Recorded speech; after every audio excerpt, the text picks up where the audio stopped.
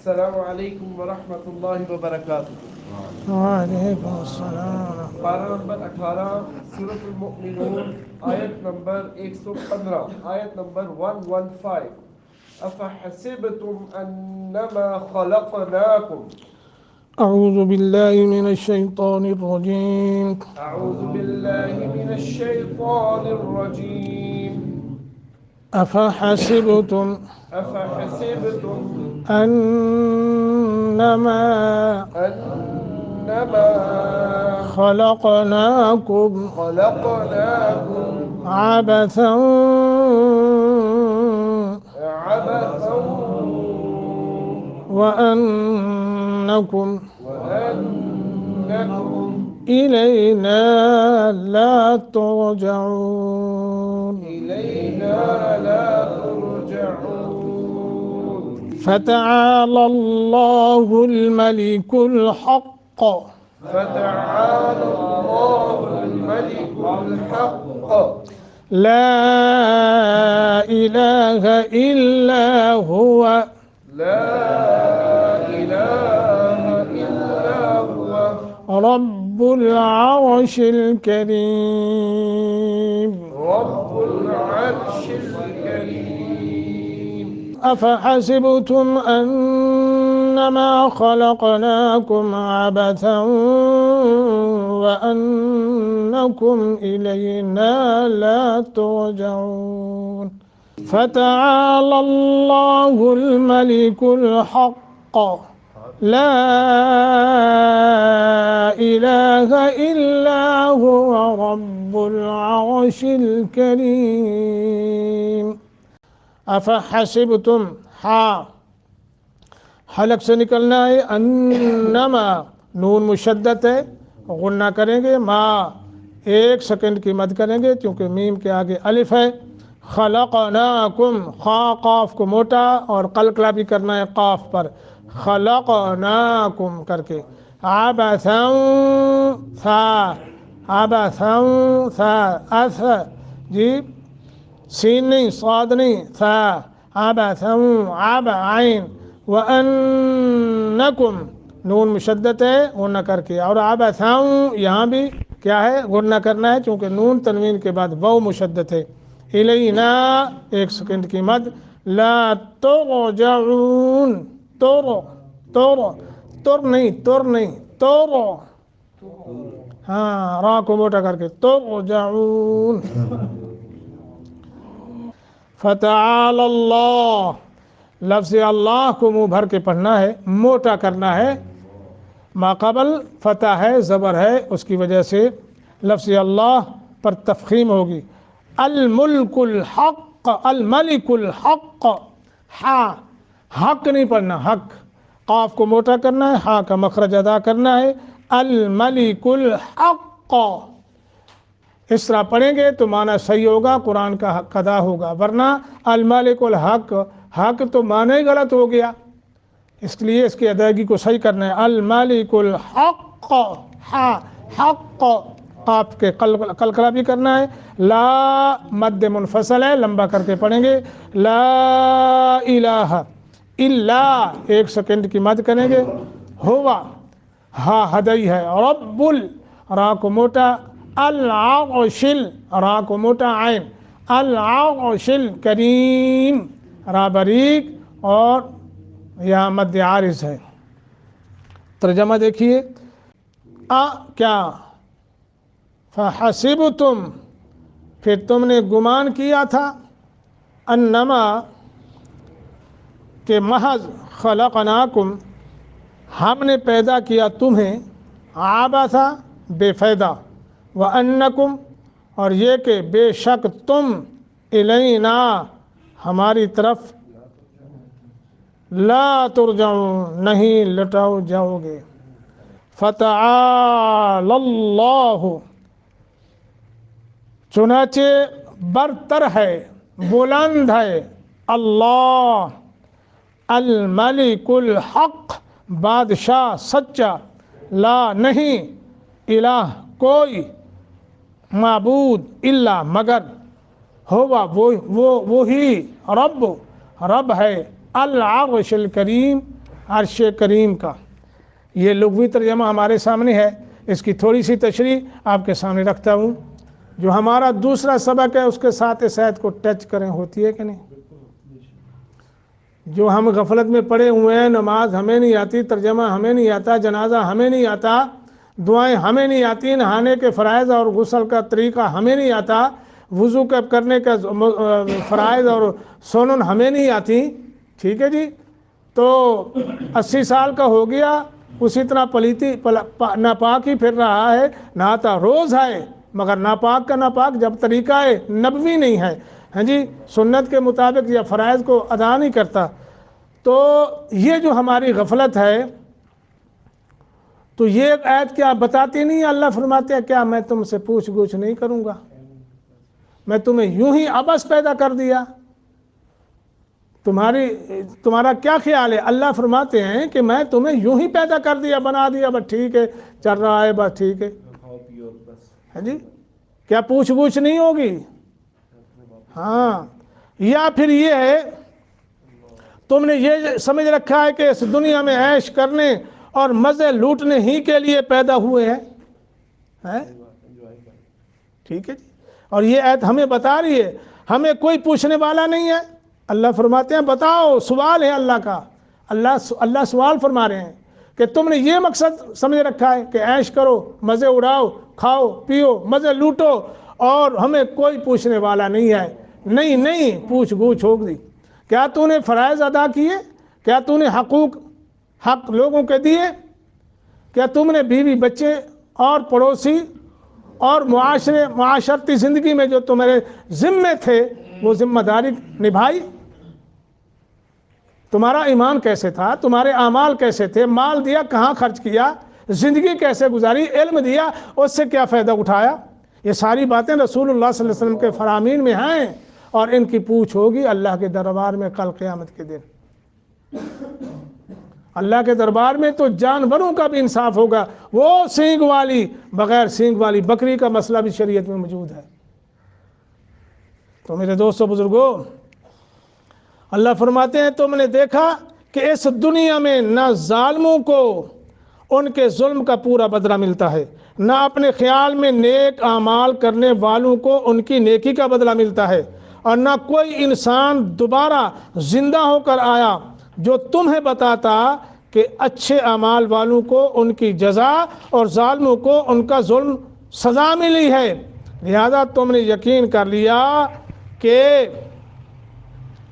اللہ یہی دنیا ہے، جس قدر ہو سکے یہاں عیش و عشرت کا سامان جمع کر لو، اور اس کے سوا زندگی کا کوئی مقصد نہیں ہے، نہ ہم مرنے کے بعد دوبارہ زندہ ہونا ہے، نہ کسی کے سامنے پیش ہونا ہے۔ حالانکہ اگر تم اس کائنات کے نظام عدل میں ذرا بھی غور کرتے، یہاں رسول کی بات پر یقین کرتے، تو تمہیں معلوم ہو جاتا کہ اس کائنات اور اس میں انسان کو محض کھیل تماشے کے طور پر اور بے مقصد نہیں بنایا گیا، بلکہ ہر کام کا ایک نتیجہ ہے۔ پھر یہ کیسے ہو سکتا ہے کہ تمہارے اچھے اور برے اعمال کا کوئی نتیجہ نہ نکلے؟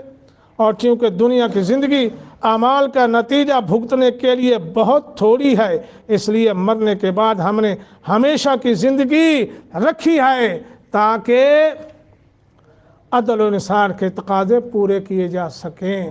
تعالی اللہ، تعالی علی یعلو، یہ باب تفاعل سے ہے، یعنی اس میں کیا ہے؟ مبالغے کا صیغہ ہے، مبالغہ۔ کیا مطلب یہ ہے اللہ بہت بلند ہے عقیدہ کہ نہیں؟ اللہ بہت بلند ہے، اللہ کی شان بہت بلند ہے۔ نماز میں پڑھتے ہو نا، جن کو آتی ہے سبحانک اللہم و بحمدک و تبارک اسمک و تعالی، اللہ کی شان، اللہ کی بزرگی بہت بلند ہے، ٹھیک ہے جی؟ اللہ اکبر۔ وہ کیسے بلند ہے کہ وہ تمہیں بیکار اور بے مقصد پیدا کرے؟ ان تمام سے اللہ کی شان، اللہ نے تمہیں بے مقصد اور بیکار نہیں پیدا فرمایا، اللہ کی شان ہی نہیں ہے، بلکہ اللہ کی شان تو بہت بلند ہے۔ اللہ نے تمہیں با مقصد بنایا اور باکار بنایا، بیکار نہیں بنایا۔ تو یہاں اللہ کی 3 صفات بیان ہو رہی ہیں. کتنی؟ 3 یاد رکھنا. اور ہر صفت کا تقاضا کیا ہے کہ وہ کوئی کام بھی عبث اور بے مقصد نہیں کرتا. یہ اللہ کی صفت. پہلی صفت کیا ہے؟ المالک الحق. پہلی صفت المالک الحق کہ وہ سچا بادشاہ ہے، اس کی بادشاہی حق ہے. بادشاہ کون ہے؟ اللہ. سچا اور حقیقی بادشاہ کون ہے؟ اللہ. اب آپ کے ذہنوں میں سوال ہوگا کہ یہ تو بادشاہ ہیں جو حکمران ہیں، یہ بادشاہ ہیں سعودی عرب کا بادشاہ اور دوسرے ممالک کے بادشاہ، ان کا بھی بتاتے ہوں. لیکن اللہ بادشاہوں کا بادشاہ ہے. ہاں جی، اللہ کی بادشاہی کیا ہے؟ حقیقی ہے، حق ہے اور ہمیشہ قائم رہنے والی اللہ کی بادشاہی ہے. اور دوسرے جتنے بھی بادشاہی ہیں ان کی بادشاہی جو ہے حقیقی نہیں ہے، وہ حقیقی مالک نہیں ہے اور نہ ان کی بادشاہی حق ہے. ٹھیک ہے. اور باقی رہنے والی بھی ان کی بادشاہی نہیں ہے. آپ کے تجربے میں آئے وہی وزیر اعظم ہوتا ہے ملک، کیا وہی صدر ہوتا ہے، پتہ چلتا ہے اس کو سولی پہ لٹکا دیا ہے، تو باقی رہنے والی نہیں ہے.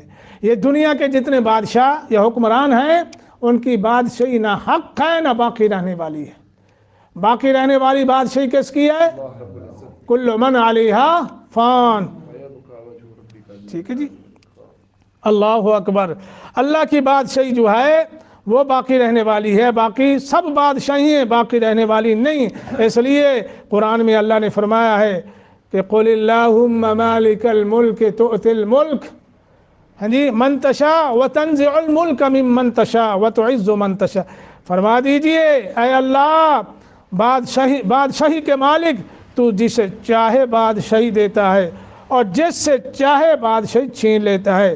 ہاں جی دیکھیے نا، جب کوئی عقل مند آدمی بے مقصد کام نہیں کرتا، ہم میں سے جو بصیرت والا بصارت والا دانشمند آدمی کبھی کوئی بے مقصد کام کرتا ہے؟ دیندار آدمی ہو اور نیک آدمی ہو اور عقل مند ہو تو عقل مند آدمی کبھی بھی بے مقصد کام، تمہارا آدمی عقل مند تو بے مقصد کام نہ کرے، کیا وہ جو بادشاہوں کا بادشاہ ہے جو الیس اللہ باحکم الحاکمین ہے، کیا وہ عبث کام کرے گا، بے مقصد کام کرے گا؟ نہیں، وہ بھی ان تمام چیزوں سے مبرہ ہے. اللہ اکبر. تو یہ گمان بھی نہیں کیا جا سکتا کہ اللہ کسی بھی چیز کو، ساری مخلوق انسان جن حیوان، اللہ نے کسی کو بھی بے مقصد، حتیٰ کہ وہ چیزیں جو ہماری نظروں میں ہم ان کو برا گند، خنزیر ہے، چوہے ہیں جی، اور اسی طرح باقی سانپ ہے، ہم سمجھتے ہیں یہ تو بڑا نقصان دہ چیز ہے جی، بچھو ہے نقصان دہ، ہم یہ کہتے ہیں، مگر ان کے اندر بھی اللہ نے بہت بڑے بڑے مقاصد رکھے. آپ کو شاید معلوم نہیں ہے، ڈاکٹر صاحب موجود ہیں، یہ بچھو اور سانپ ان کے ایسے ایسے نسخے بنتے ہیں، نسخے جو مردانہ قوت کے لیے بڑے اکثیر ہوتے ہیں، اور پھر ان میں ان سانپ کی ایک خوشبو بھی بنتی ہے، وہ سانپ والی خوشبو، اللہ اکبر، کیا ہی بات ہے مقصد کے نہیں. اللہ نے بے مقصد نہیں بنایا، کسی چیز کو بھی نہیں بنایا. اور دوسری صفت اللہ کی لا الہ الا ہو، جس میں پیدا کرنے کی حکمت کی طرف بھی اشارہ ہے. اللہ فرماتے ہیں صرف یہی نہیں ہے کہ وہ بادشاہی میں یکتا ہے، بلکہ فرمایا لا الہ الا ہو، اس کے سوا کوئی سچا معبود بھی نہیں ہے، عبادت بھی صرف اسی کا حق ہے. ہر قسم کی عبادت کس کی کرنی ہے؟ نظر و نیاز، منت منوتی ہیں کس کے لیے؟ اللہ کے لیے. اس میں لوگ جو ہے کمزور ہیں، نماز اللہ کی پڑھتے ہیں لیکن نظر و نیاز کسی اور کے لیے، منت منوتی اور کے لیے، طواف اور کا سجدے نہ، یہ سب اللہ کے لیے ہے، سب اللہ کے لیے. اللہ اکبر. تو فرمایا کس قدر نادان ہو کہ اس، کیا گڑبڑ کر رہے ہو؟ بعد میں کر لینا تھا، سنیں یارا. اللہ فرماتے ہیں کس قدر نادان ہو کہ اس وحدہ لا شریک لہو، معبود نے تمہیں اپنی توحید اور عبادت کے لیے پیدا فرمایا اور تم نے گمان کر لیا کہ ہمیں پیدا کرنے کا کوئی مقصد ہی نہیں ہے. جیسا کہ کفار کہتے ہیں. ٹھیک ہے. تو تیسری صفت کیا ہے؟ رب العرش الکریم. اور یہاں اللہ نے عرش الکریم فرمایا، اور ایک جگہ اللہ نے فرمایا رب العرش العظیم. اور عرش کریم کے متعلق تھوڑا سا سن کے بات کو ختم کرتا ہوں، پھر ہم اگلی بات کرتے ہیں. کہ کریم، کسی چیز کے کریم ہونے کا مطلب یہ ہوتا ہے کہ اس میں اس کی جنس کی اشیاء کی تمام خوبیاں اور کمالات موجود ہوں. آگے سمجھ؟ عرش کریم کا مطلب کیا ہوتا ہے کہ اس میں اس کی جنس اور اشیاء کی تمام خوبیاں اور کمالات موجود ہوں، اور وہ ان سب سے بلند اور بااشرف ہو. جیسا کہ فرمایا انی القی الیہ کتاب کریم، یہ بلقیس کے وہ تخت کے متعلق ہے. فرمایا کہ بے شک میری طرف ایک عزت والا خط پھینکا گیا ہے. اور دوسری جگہ فرمایا وزروع و مقام کریم، اور کھیتیاں اور عمدہ مقام. اور تیسری جگہ فرمایا کم انبتنا فیہا من کل زوج کریم، ہم نے اس میں کتنی چیزیں ہر عمدہ قسم سے اگائی ہیں. اور فرمایا وقل لہما قولا کریما، والدین کے متعلق کہ جب ہی تم نے اپنے باپ سے بات کرنی ہے تو کرم والی بات کرنی ہے، کرم والی، عزت والی بات کرنی ہے. اللہ اکبر. یہ اللہ کی تیسری صفت ہے. کائنات کی سب سے بڑی مخلوق کون سی ہے؟ بتاؤ. ہائے ہائے. کائنات میں سے سب سے بڑی مخلوق اللہ کا عرش ہے. اللہ کا عرش. یاد رکھنا مسئلہ کبھی نہ بھولنا. جتنی بھی کائنات اللہ نے مخلوق بنائی ہے، ان تمام مخلوقات میں سے سب سے بڑی مخلوق کیا ہے؟ اللہ کا عرش ہے. اللہ اکبر. جو زمین اور آسمان اور اس میں موجود ساری مخلوق کو محیط ہے. سورۃ آیت الکرسی پڑھ کے دیکھیے. سب سے بلند ہے، تو وہ باقی مخلوقات کا مالک کیوں نہ ہوگا؟ جو اتنے بڑے عرش کا مالک ہو سکتا ہے تو باقی مخلوق تو چھوٹی ہے، اس کا مالک نہیں ہو سکتا؟ اللہ اکبر. عرش الہی کو کریم، اس عزت اور شرف والا اس لیے فرمایا کہ جس جگہ کسی جگہ کی عزت اس کے رہنے والے کی وجہ سے ہوتی ہے. جیسے کہا جاتا ہے نا فلان من بیت کریم، کہ فلاں شخص باعزت گھر کا فرد ہے. کہتے ہیں کہ نہیں؟ یہ تو بڑے باعزت والے گھر کا فرد ہے.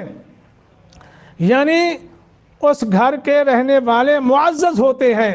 عرش کی سب سے بڑی عزت اور سب سے بڑا شرف یہ ہے کہ اس پر اللہ رب العرش الکریم ہے. اس پر اللہ کیا ہے؟ رب کیا ہے؟ مستوی ہے.